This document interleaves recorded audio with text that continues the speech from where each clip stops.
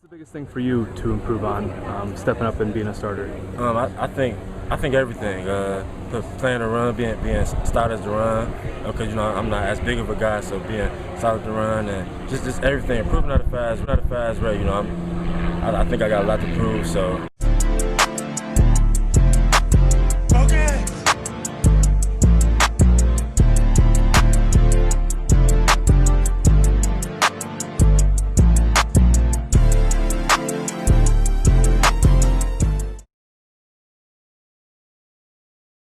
What's going on, everybody? Welcome to episode 11 of the After Effect podcast. I am your host, LeBron Stephan. We have a very, very special guest, Rob Rose, a former NFL defensive lineman, played at the Ohio State University from my hometown in Cleveland, Ohio. We actually went to the same high school. He's one year older than me. We got some history together. We played against each other in basketball, in the Cleveland Public School District League, middle school. His middle school won the city championship his eighth grade year. Then my middle school won the city championship my eighth grade year. So yeah, we got some good history together. I actually just sent him the link for him to join in. So just gonna wait for him to jump in, and then we can get this thing going. What's up, bro? You can hear me? Yeah, what's up, Bronny? How you doing, man? My bad. I work nights now, Oh, okay. Oh no, I ain't tripping. I was just waiting. I'm just like, man, I'm sure he's probably busy or just trying to figure it out. man. Yeah, I grabbed the phone like, oh, it's two. My bad. Oh yeah, no, you good. What's up with it though, man? Man, I can't call it, man. I know you super busy, like you just said, so I appreciate you hopping on the podcast with me. No doubt, man. We go way back, so you my guy, man. I got you. Oh yeah, you already know we do go back. So yeah, we can jump right into it, man. We from the same place, Cleveland. So just talk about, the Cleveland culture playing sports. I can't remember what mini league team you played for. Did you play for Pile Six? No, see, that's the home team I should have played for, but I went up the way I played for the Desmond Howard Saints, man. I went up the way I played up Oh, there. okay, yeah. See, I played for Mike St. Clair. We used to practice basically right down the street from the Saints. Yeah. We I feel like we scrimmaged y'all 100 times, man. So Yeah. So yeah, man, just talk about the culture, just growing up in Cleveland. I think everybody know Ohio is a football state, you know what I mean? But ironically, the best basketball player came from there too, man. So just talk about the influences we had growing up and stuff like that. just like you said, this is a football town, man. So just being a kid, that's all kids was doing outside is playing football. So I mean, you either had to pick up a ball, football, a tennis ball, whatever. Like you had to do something, man. You had to stay active. Like it's a lot of crime, a lot of stuff going on, man. So sports was really the only thing that kept us safe for real. Like as long as we was playing football or basketball, we knew we was safe. We was out the way, So Exactly. Yeah. It's funny, man. I was talking to somebody about that. Like, when you grow up in the inner city, like where we grew up at, you don't really even realize that you like kind of in like treacherous or dangerous environments because that's your environment. Your environment. So you're naive to it. You don't even know what's going on. Yeah. Exactly. You walking down the street to practice. You going to the store, going to the gas station. People getting killed left and right. You know what I'm saying, on the same street you walking down, but it's just that's your environment, so it don't feel like nothing crazy. No, not at all. Like, when I was playing Muni League, we had to change our location of our practice because, people was in the park smoking and drinking and, you know what I'm saying? It was needles and stuff everywhere, man. So we had to change our venue a few times just because of that. But we was kids. We didn't know no better. But all that stuff going on around us, the adults seen it. So they're like, man, we got to get these kids out of here. Like, we was naive to it, though. Exactly.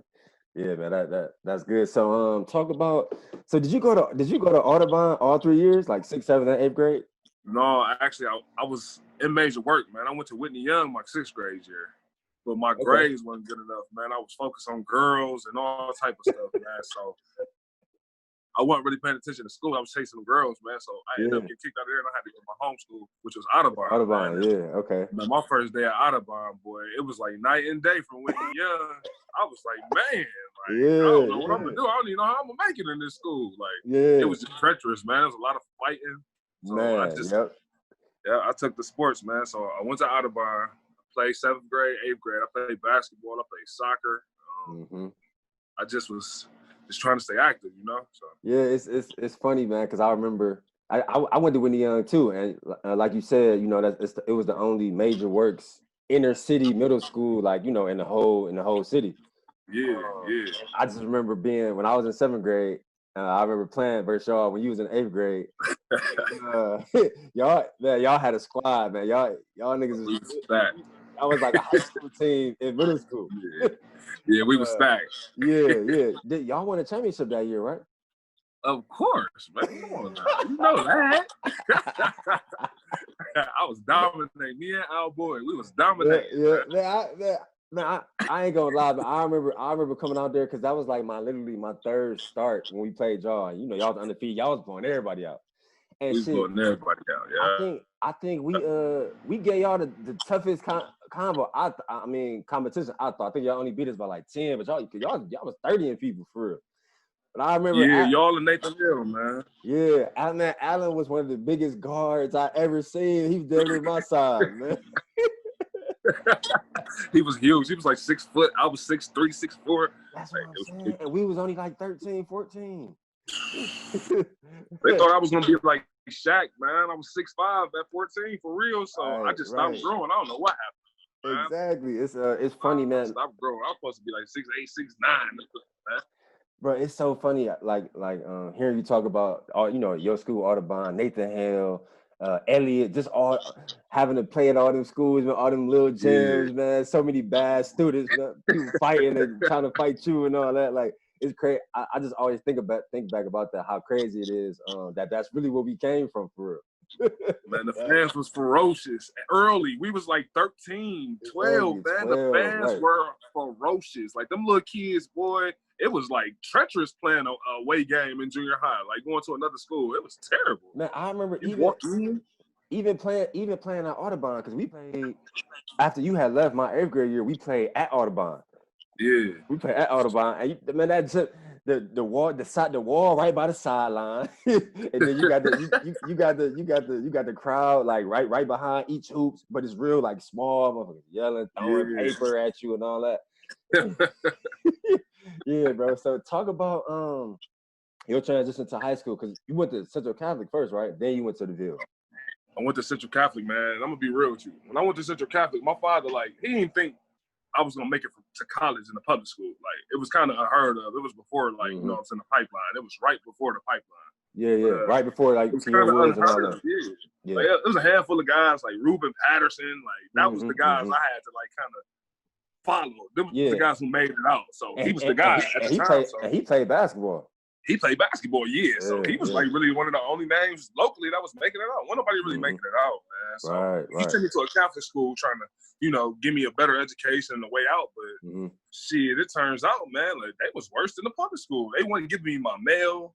They was changing my position every week. Like, I felt like I was like a slave almost. Like, I had to change my position and play every position, like even out of position, to help them win. And what you was playing, like O-line, D tackle, and all that? No, that's the thing, bro. I was like one of the best people on the team, so I was playing like receiver and running back and tight end, for real? Man, middle linebacker, and that's I was playing all crazy. type of stuff, man. Like, that's crazy. And so you stayed there for 9th grade, then you went to the Ville 10th grade. I went to the Ville 10th grade year, man. I had end up, I was already going to transfer, but I ended up getting into some trouble, man, because like I was losing focus because I didn't want to be there. So I was doing some knucklehead stuff, man, chasing girls. Got in trouble. Got in trouble. I ain't had no school to go to for a while. Like, I was at home for about a week. Like, I ain't go to school because I was trying to make a decision, man. So I ended up calling my old Muni League coach, like, where you think I should go? Like, you know what I'm saying? He like, man, try Rose or try Benedictine. And I'm just like, man, no, man, I can't do that. So my best friends, Al Boyd, Kenny Cornell, they went to Glenville already. So they're like, man, come over here, man. Come check it out. Come check it out. I didn't even go to play football. I went to the Ville to play basketball. Like, Coach Hope recruited me for real.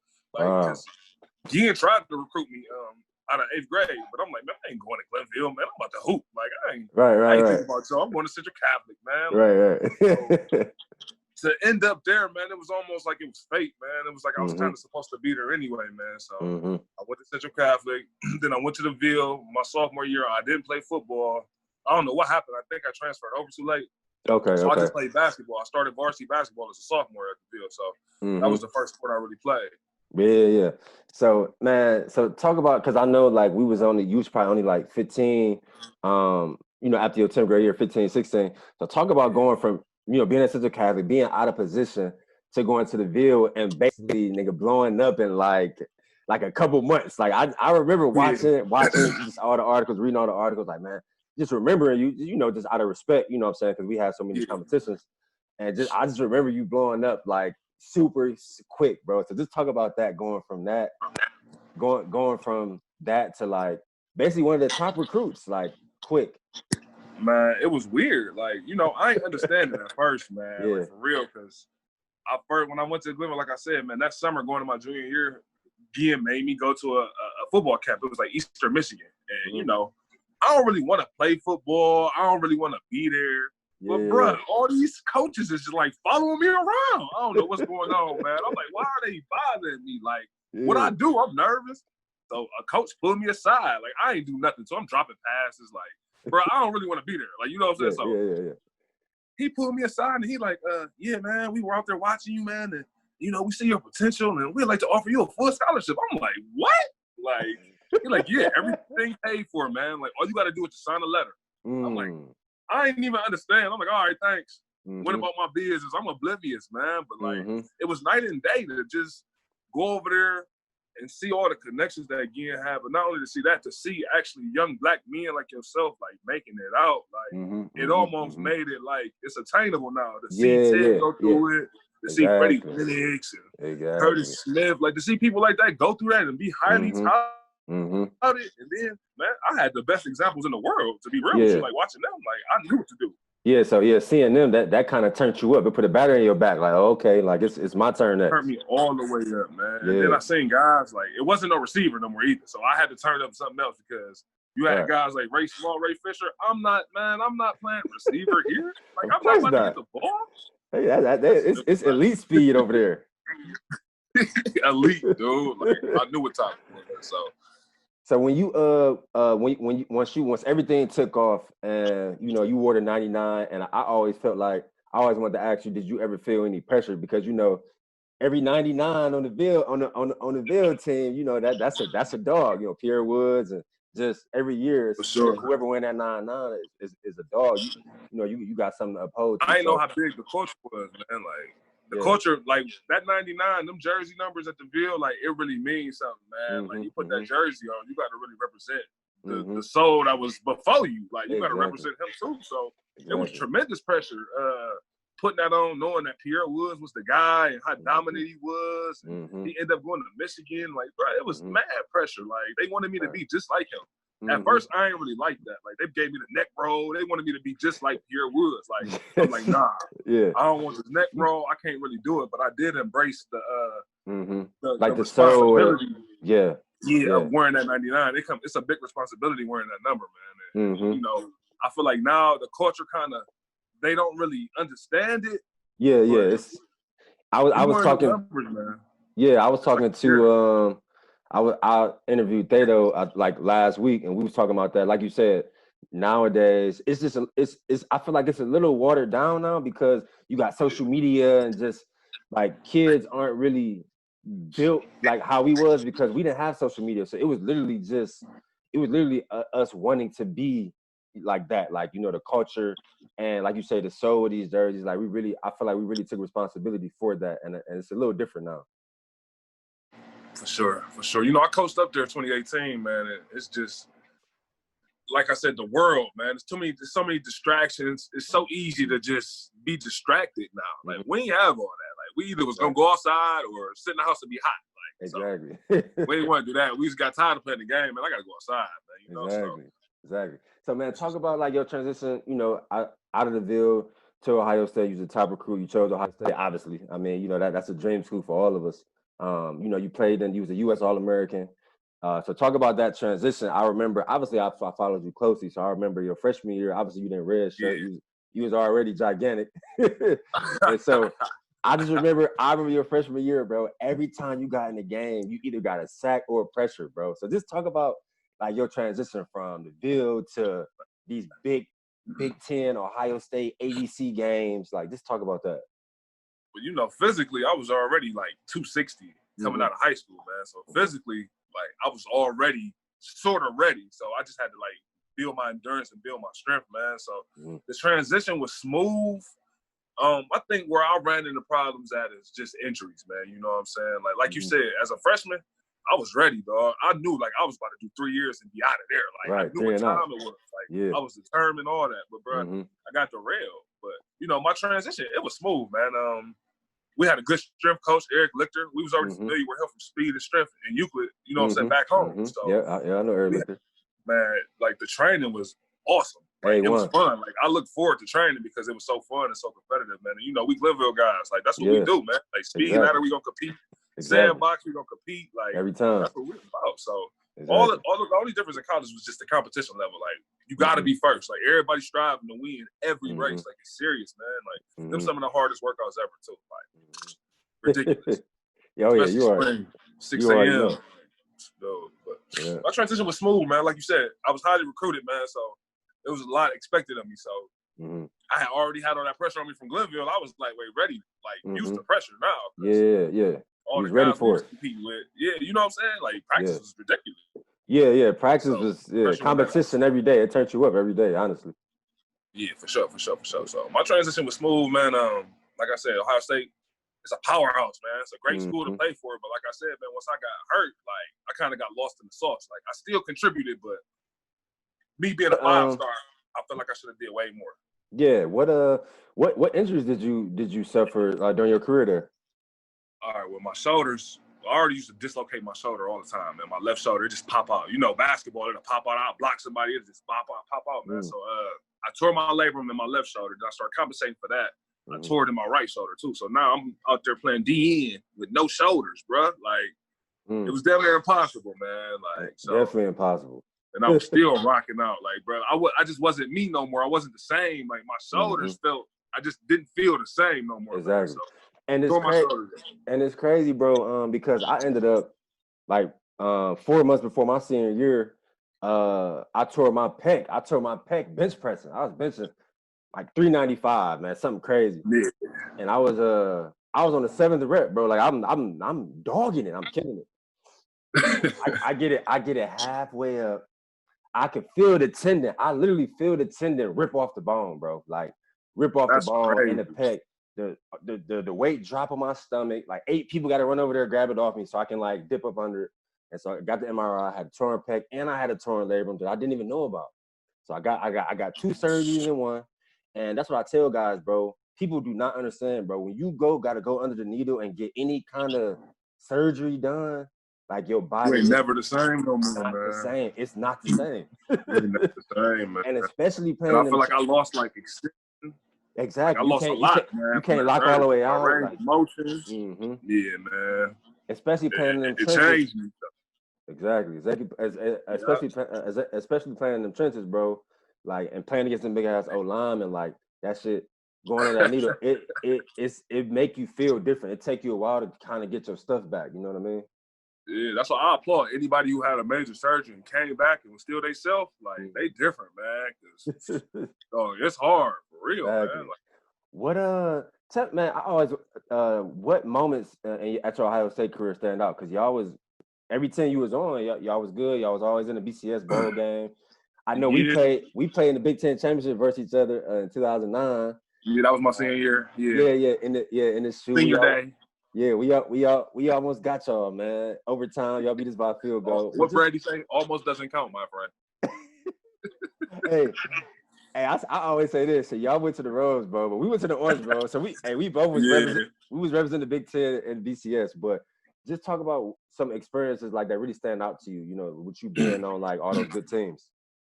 Man, just in general, going to Ohio State, being from Cleveland, bro, like, man, it's insane, man. It's like just going to school in your backyard. Like, everybody know who you are.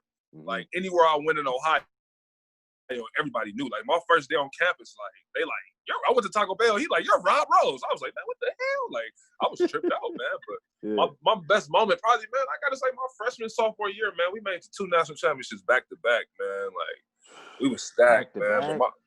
Yeah, back to back, dog. We lost to both to SEC teams too. You know, that's why I don't like the SEC. But that was the first year was Florida, and then the second year was first year was Florida with Tim Tebow. Mm-hmm. The second year was LSU, and they had that D line. Their D line was stacked, bro. Like they had Glenn Dorsey, Tyson Chandler. Like they had a few people, man. Like I remember. They had dogs. Like I remember man. That's the question I always want to ask, bro. Like, what do it feel like to like play in a national championship game, bro? Like I know that feeling is probably just something that you can't even probably describe. Yeah, I probably man. It's up there, man. Like that's one of the greatest feelings ever. Like knowing that you're the only game on, everybody in the world watching you, bro. Like it's ridiculous. Like the best feeling ever, man. And the way they treat you, like the hospitality, like when you win a national championship, dog, like it's ridiculous, man. Like I had a ball. Like I still got like memorabilia and playbooks from the national championship and all my bags and stuff. Of course, like, bro. It's only right. You got to hold on to all that stuff. Yeah, man. Yeah. So, all right, man. You know, you really got his memories, man. So. Exactly, man. It's funny us getting older. I feel like a lot of times, like I'll be forgetting, and I'm sure you probably go through it too, especially now because you're a parent. Sometimes you forget all the stuff you did, all the accomplishments. Like because you so living in the now, and you trying to accomplish the next thing, you be forgetting. Like, damn, I did do that. Yeah.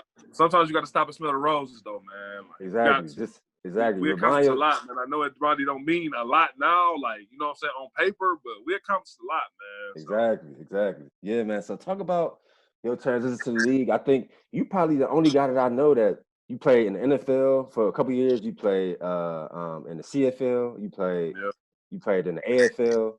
So talk about your stints with Seattle, Miami, and the NFL, then migrating to Hamilton and CFL, then migrating to the Cleveland Gladiators and the AFL. Talk about that.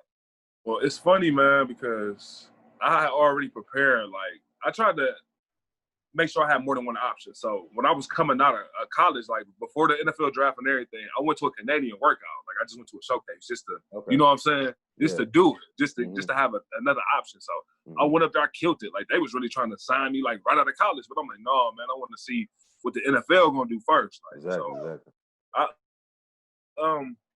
The transition from the NFL was smooth, man. Like getting picked up by Seattle. Well, actually, Seattle called me like the 6th round. I thought I was about to get drafted for real. Like, you know what I'm saying? I thought dreams about to come true. Like they called, I'm watching the draft. The number popped up on the TV, Seattle. I said, oh man. Like, so Pete Carroll called me, said they was gonna try to draft me, but they never got a chance to draft me. So they called me right after the draft was over and said they wanted to pick me up as a priority free agent. So boom.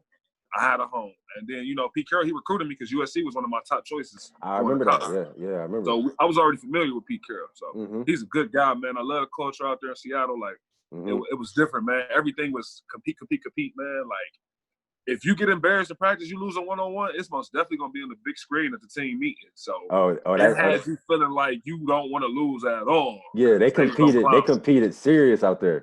Yeah, competition is crazy out there. So Seattle was smooth. I had a good defensive line coach. His name is Dan Quinn. I feel like he coaches the Atlanta Falcons now. He was a good coach, man. Okay. He got me together as far as my hands, my technique. Like he got me all the way together. Like once I was through with him that summer, like I was good. So I already knew that it was gonna be hard for me to make the team in Seattle because they had a lot of D linemen. I remember that. Drafted a lot of D linemen. Yeah, they was loaded. Yeah, so the goal was, I had talked to the coaches, and the goal was to play good enough in these preseason games for another team to pick me up. So when Miami picked me up, you know, it was all love from the coaches. They like, good job, man. Like I told you, like you balled out. Good job. They was happy for me to see me get picked up. So I got cut from Seattle, final cuts that fall at the camp. I made it all the way to camp. I got cut. I sat around Seattle for a couple of days, not knowing what to do, and then I got that call from Miami. They like, we want you on our active roster. So I hopped in the taxi cab, packed up all my stuff, hopped in the taxi, went straight to the airport, went to Miami, and I ain't looked back. And then once you got to Miami, you said you was on the active roster. So how did that go? Like what was your experiences there? Nah, this when the game started getting political, man, and it started making me lose a little bit of love for the game. You already know the politics will make you lose the love for the game, bro. Like, bro, I will be on the active roster practicing like I'm about to play, and then Sunday come, I go in the locker room, I'm inactive. Ain't no pads or nothing in my locker. I'm like, what's up? Like, I ain't playing. Like, no, you inactive today. You still get the check, Man. but you ain't playing. Like, I want to play, man. Like, Exactly. so I never physically got to play like in an actual NFL like game. Because, bro, every time I was active and I prepared the week like I'm about to play, I get to the game and my uniform wouldn't be in my locker. Like, I'd be like, man, I don't know what's going on, man. Like, I've always been active. So that went on the whole season. Man, the whole season. Not only that, they would put me down on the practice squad for a couple weeks, then bring me back up on the active roster. I'm thinking, you think you're gonna play? You still inactive. Practice squad, then be inactive, bro. Like, it happened the whole week, so it got to a point where the GM was like, bro, we tired of cutting you every week, bring you on the practice squad, put you back down, bring you on the active roster, bro. How about we just give you league minimum? They gave me league minimum to stay on the practice squad, right? Damn. So I'm thinking I got a home. I'm thinking like, shit, I'm gonna be cool. I'm here in Miami. I'm cool. Exactly. Bro, I get complacent. I start spending money because I think like, oh, they want me to stay on the practice squad. They pay me league minimum. They really see a future in me. Yeah. So, bro, I'm spending money, living crazy. Come on, man. Next year is a lockout year. Then I come back from the lockout, kind of low on cash. They end up cutting me. So I'm like, man, I got to do something, man. I sat around for a while. I went to Green Bay, had a workout in Green Bay. They should have signed me. But they talking about they don't like how my shoulder felt when they examined me and I had to sign a waiver. And, bro, people was just, I don't know what was happening, man. Yeah, I worked out for Green Bay too. Yeah, man. I went to New Orleans, like Drew Brees, all them guys. It was, I think Buddy Ryan was there. Sean Payton liked me and everything. Like, yeah, we're going to give you a call. Never got a call.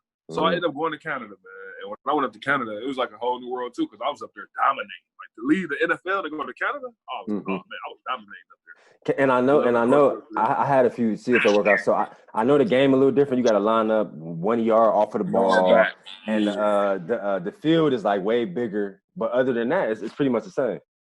It's pretty much the same, man. It's just a lot of running. Like, you got to do a lot of chasing. Right. Because it feels so big. The game the same, man. You know, we kind of got an advantage because of all the competition we face our whole life. Like, them offensive line up there, they mostly Canadian. I don't know why it's like that, but most of the offensive linemen, they Canadian. Might have some American tackles, but them interior three, they Canadian. And at the time, like, we just had a little bit more talent than, you know what I'm saying, the Canadians did as far as us being bigger, stronger. Like, we was like a factory, for real, coming from the States to go up there to play. Like, exactly. So what did you have to tap into, bro? Like, during that year in Miami, when you think you're gonna be active, and every week you practicing like you're gonna be active, and then they made you inactive in the practice squad, going from like a top recruit and having a solid career at Ohio State. What did you have to tap into just to keep your mental together, like week in and week out? Man, it was tough, man. Like, it was tough. I just tried to talk to my people, man.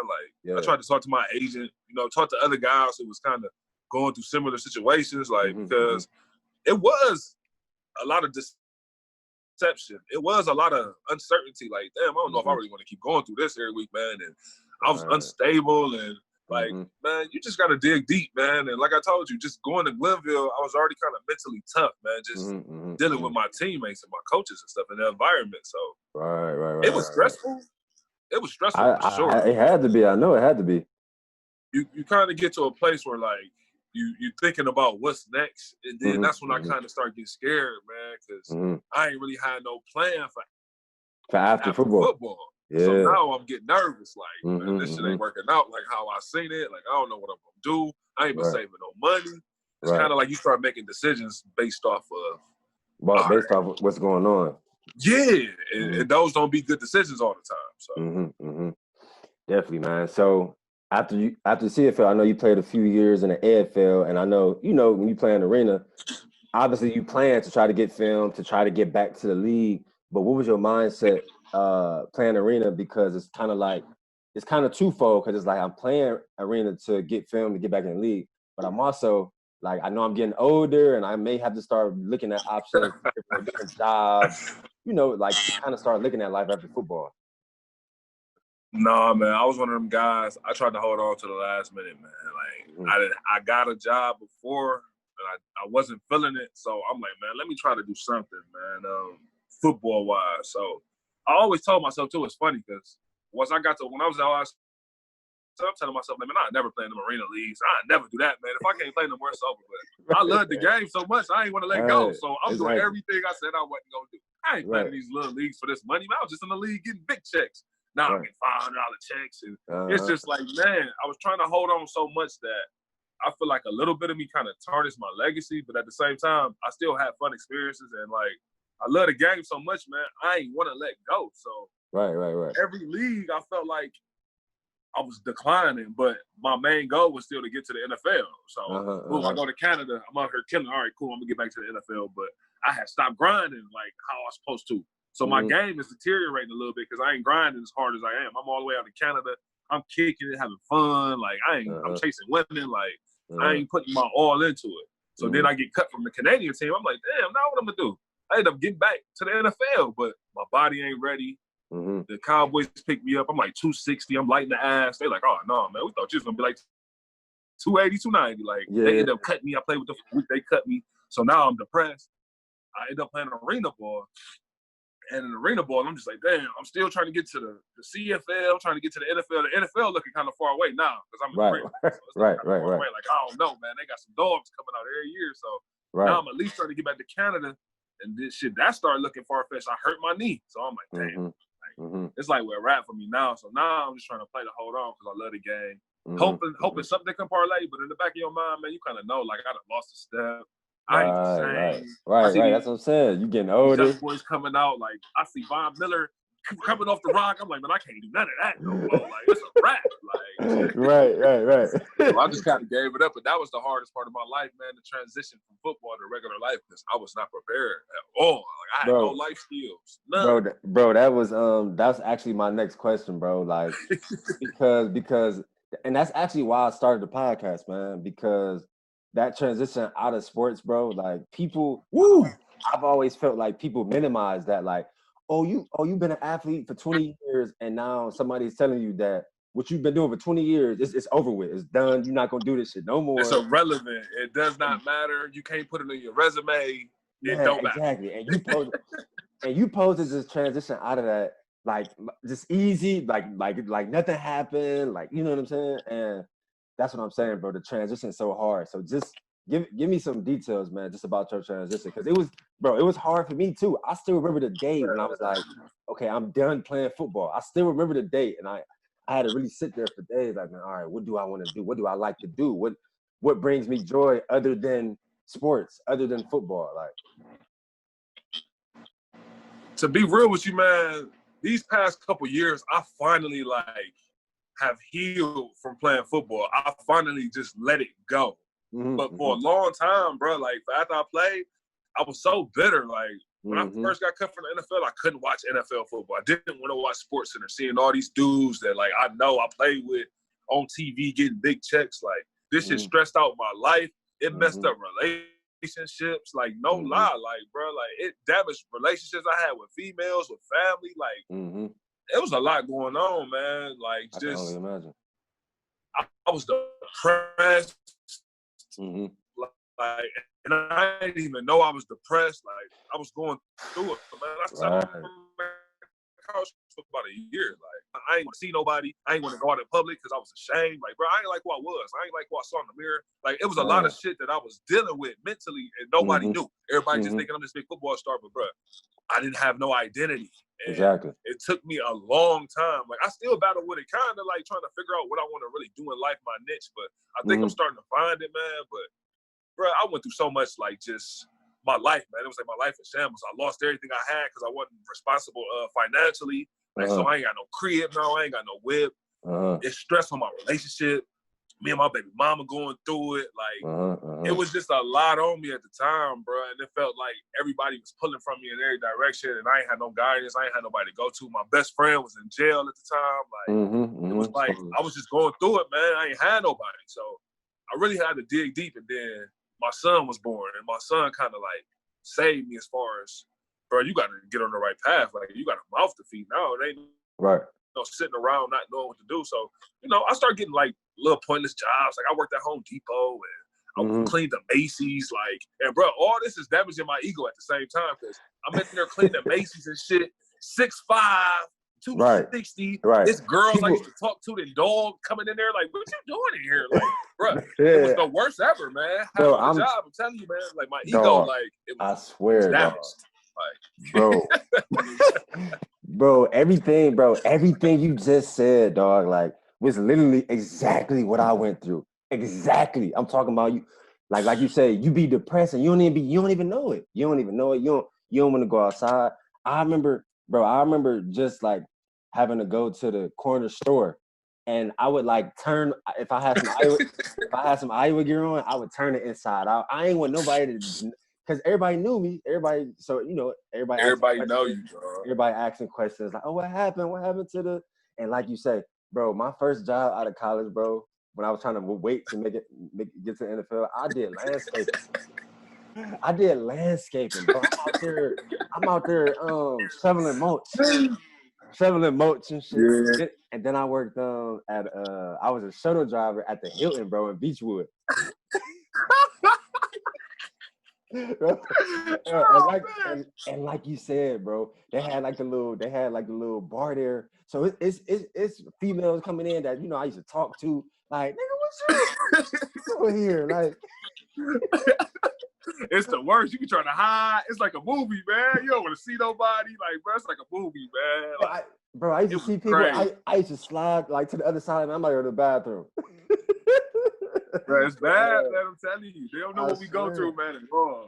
Man, bro, I swear, bro, like it was literally the same thing for me, bro. It took me a while to really start to like try to figure it out.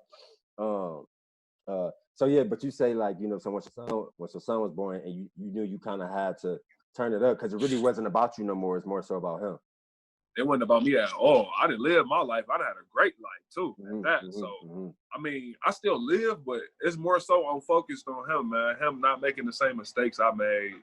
Him just enjoying life and having a better quality of life. Like, that's what it's about, man. I got out my neighborhood so I can make sure that he grow up better than I grew up. So right. That's all I'm on now, man. I'm just trying to be somebody that he can look up to, man. Be a man that he admire, man. Somebody that he could follow, like, you know what I'm saying? So I really try to watch what I do, watch what I say, man. I just try to be a good leader, man. I try to lead by example, by working hard, doing the right thing, going to work every day, man, and just trying to figure out a better way of life for the both of them, a better quality of life for both of them. So that's what I be on now, man. I go to work, I work out. I'm eventually trying to get a gym up and running, man, really to cater to defensive lineman, offensive lineman, man, because, all the skinny guys get a lot of love, man. So I'm trying to really show love to the big boys, man. And like I said, I got a lot of knowledge to get back as far as D-line. Like, I was a five-star recruit. I've been coached by a lot of great coaches. I played with a first-round draft pick, man. Like, so, you know what I'm saying? Like, Vernon Ghost, and like, I played with a few guys, Cam Hayward, like a few guys who went lottery. So, you know what I'm saying? I know what it looked like. I know what a real D lineman looked like. So. Technique, get off, or just all those kind of things. Yeah. All that stuff, man. Yeah. Handwork, moves, like moving mind, having a move in mind, just little shit that can help you become the difference between the 7th-round draft pick and the 1st-round draft pick. Like, I got that knowledge. So right. And I was talking to Thedo about this, man. One thing I think, just us as older guys that we should try to pay attention to, as far as the youth and the younger generation, is making sure that we keeping things balanced, right? Like, if your son or daughter play sports, football, basketball, or volleyball, whatever, we need to try to come up with ideas, or like maybe some kind of programs that they can participate in, where they can like use a different part of their brain, whether it's like creative writing or whether they do like a YouTube channel, something like that, to kind of take the pressure off of sports. Because when you got that pressure and then you don't make it, it's really hard to deal with. Like, and it's really hard to try to find out what else you passionate about, or outside of your respective sport. And I feel like my parents did a good job of that, like in my really younger years. But then once I became like 11, 12 and had a growth spurt and sports really took over, I stopped being in like a choir, and I stopped sketching, and I stopped like doing plays and just all that like creative stuff that I like doing. I stopped doing that. So when sports was taken away from me as a grown man, said I'm left here like, damn, what I'm gonna do now? You're right, man. It should exactly be some type of program in order to just like teach life skills, like resume writing, or just how to talk in a job interview, or even all this money these colleges get, man. You should be set up with a job after you done playing. For real, all these alumni associations, there's no reason that I should be struggling. And bro, you know, I got my degree. Like Right. Yeah, me too. It's still tough because I was misguided in picking a major. Like honestly, I ain't gonna lie to you. They made me pick something that was easy so I could stay eligible, so they wouldn't have to worry about me. Right. And it came back and it bit me in the ass in the long run because, like, I could have went to school to be anything on them for free. Like, I could have been a doctor, whatever, for free. And I chose to study history, something that was easy to stay eligible. So, I don't know, man. A lot of decisions I made, and I don't say I beat myself up, but I think about those decisions, man, and that's what I said. Like, I just want my son to do better, man. Like, you know better, you do better. I was a first-generation college student, man. Like, ain't nobody in my family ever been to college. There ain't too many men in my family that had graduated high school. So for me to go up to college, I was kind of like the guinea pig for real. So I feel like I did good coming from the environment I came from, man. Even though I could have did better, I look back on it now like, damn, you could have been smarter with your money or you could have made better choices. But bruh, I look back, man, you be a product of your environment, man. You was a guinea pig. Like for me to do what I did, I defeated major feats, man. Like, you feel me? Like I did it big. And I might not always see it like that because the dream ain't work out exactly how you wanted to, and you didn't get drafted. And naturally, you harder. You your biggest critic. You know what I'm saying? So you're gonna be hard on yourself. Yeah. But yeah, it's funny, man, because Ted was talking about that, how you know all us like Cleveland guys, everybody want to make it, but a lot of people forget that shit. We already made it. Like you know what I'm saying? We come from the inner city. We weren't supposed to be starters in the Big Ten conference. We weren't supposed to be a graduate from none of that university. Like, so we already still made it. But like you say, when you're your biggest critic, that's not. It seems like it's not really a big deal to you, but it really is to other people outside looking in. That's a big thing. But to us, we trying to get to that highest level, and sometimes we forget that. Like, no, you still did this. You still got all these accomplishments. Like, you know what I mean? Yeah. Like, you know, Dante and them, man, they was great examples. You know, Dante, Ted, Troy, they was great examples, but they were like, it was an unrealistic example to try to really follow. Like, you know what I'm saying? Because that shit rare that guys be first round and Heisman Trophy winners. And so that was like the model to follow. And when you didn't reach up to that, it was like you failed. But that shit was extreme. That was extreme accomplishments. Like, you feel me? And that's what I'm saying. You was on those teams with them guys. So you seen Dante play and then go 8th overall. Then you seen Ted play and the next year go 9th overall. Then you seen. So it was like we failed when we didn't do that. Me and Ray and Jamario, we was in that next wave of guys who we just wasn't. It just didn't happen for us like that. You feel me? And then you got to wave back to us like Justin Hardys and the Marshans. They going. You feel me? They're going. It's kind of like Frank we Clark. Failed for real. Like, it had me feeling some kind of way. Like, damn, man. Like, I should have been in the same boat as them because I was at one point. But then I ain't gonna lie though, Brian. Like, me getting hurt, it made me lose focus. Like, and I ain't give as much as I should have gave to the game. And, you know, I really believe in them football guys, man. Them football guys, they come down, boy. Man, always, you make the football guys angry, bro. You're going to have to pay for it. So, they paying attention. Angry, and you there you go. And you know what's crazy, bro? Before I go into my last question, bro, and that's what I'm saying, bro. And that's what, like, the football guys, bro, because I remember before my senior year, before I tore my pec, bro, when I say I was laser focused, I'm talking about I didn't go out, I didn't drink, I didn't have sex for like the whole year, like through spring ball, through off-season workouts. Oh, you was ready, bro. I'm talking about I didn't do nothing. I was locked in. You hear me? I'm running 145 10s. I'm doing 4 flats in the shuttle. Like, I'm stupid strong. Like, I'm so focused, bro. And so, like you said with the football guys, then I tear my pec. Bro, I was depressed for like 2 months because I'm like, dog, I was so focused. Like, how did this happen to me? I was so focused. Like, how did this happen? I'm talking to the football. I'm talking to the football guys. Like I was living right. Like you know what I mean? Like, how did this happen? Why did this happen? And you just gotta, like, continue, like you say, dig deep and just work through it. That's all you can do. You gotta work through it. Yeah, it was crazy, man.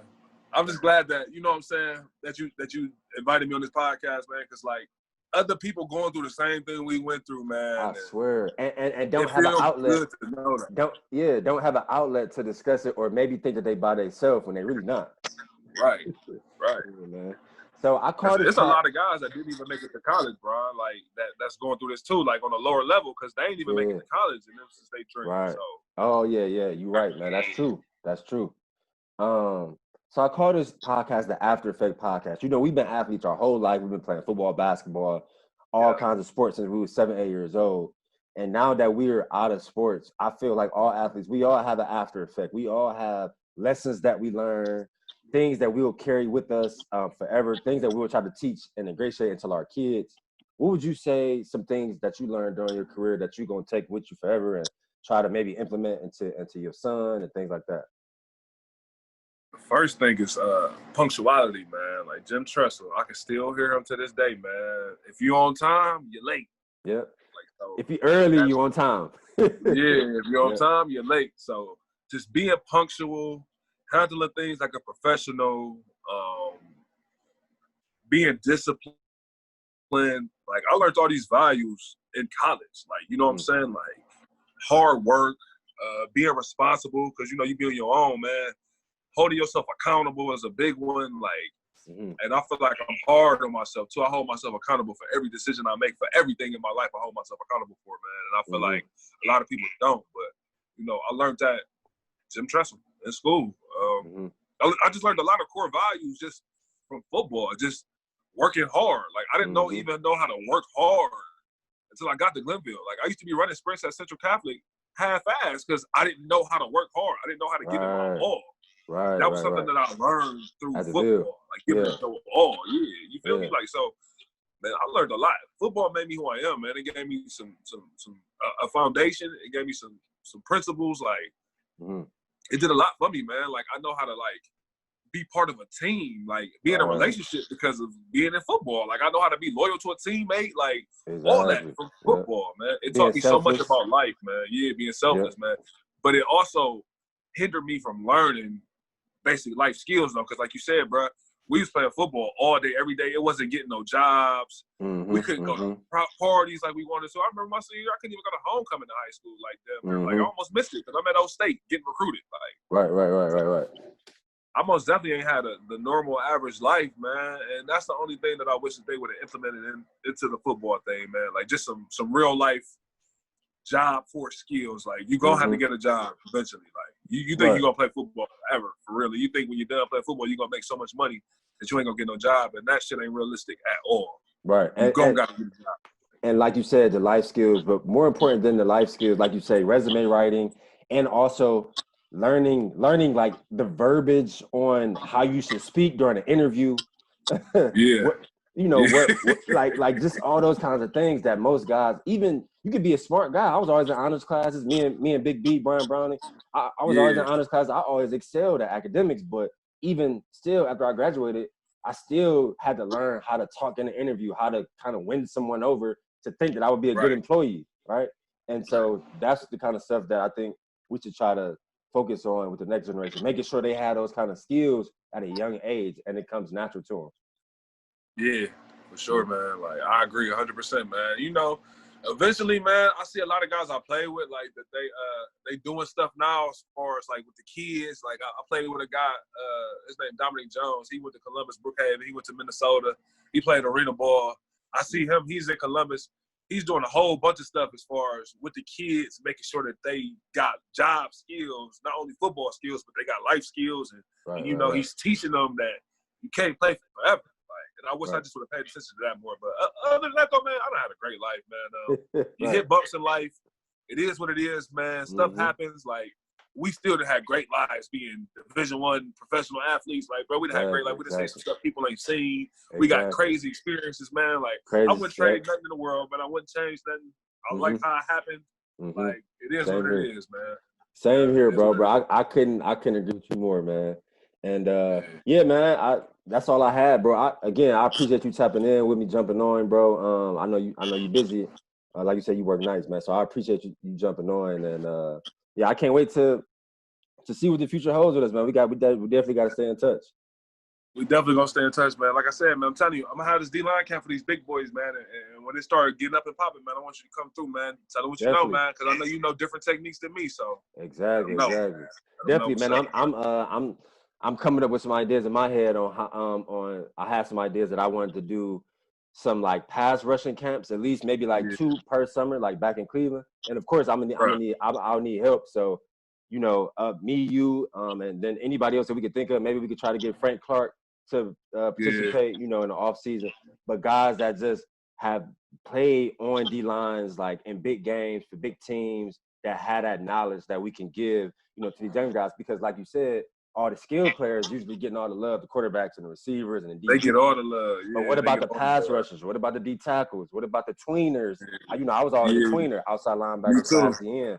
So what about those guys? And I think we can try to make some kind of platform for them, just with camps and like you say, teaching some life skills and trying to find out what other things they're passionate about. That's an idea that I've been thinking about like the last couple of weeks, and I definitely want to try to move forward with that. Good ideas, bro. Just, you know what I'm saying, man, I got your info now. You got my info, man. Let's just lock in, man. And, you know, man, let's communicate more, too, bro. I feel like we got to go back more. I feel like that's why the culture at the Ville ain't as good as it should be, too, man, because a lot of us, we trying to figure out our way in life. Exactly. We trying to figure it out. Right. We can't get back to them kids like we should be. You feel me? Because we trying to figure our shit. So we got to get our shit together so we can give back to them, man. Just, bro, I couldn't agree with you more. Again, that's something that Ted touched on. Like, he was just, and he gave me an example, like whatever we are trying to do, and obviously we grown men, we got our own lives, we trying to figure our own shit out, but we should always be able to stay connected. Like, okay, if I want to do this, okay, cool, I can text or call Rob. If I want to do this, I can text or call Ted. If I want to do this, I can text or call Shane. If I want to do this, I can text or call Frank. If I want to do this, I can text or call Justin. Like, we should be able too many of them. It's too many. We should have a long list of everybody name that we can reach out to. Or you want to do this? Okay, call him. And it's like, if you tell somebody to call me and they tell me, hey, Rob sent me, it's like, okay, I got to make sure I get this done because Rob sent you, and that's my guy. And I trust him, so I'm going to make sure I put you together. And Ted was saying how, like, we need to be on that kind of wave. We need to be on that kind of wavelength where we all one and we all literally stick together, and it's no ego, and it's all just building ideas and learning how to push the culture forward. I agree. Yeah, definitely, man. So I got your info. So yeah, we'll definitely be in touch so we can start trying to get that thing off the ground. So, all right, Bronny. Appreciate it, man. All right, man. Take it easy, bro. All right, bro. So.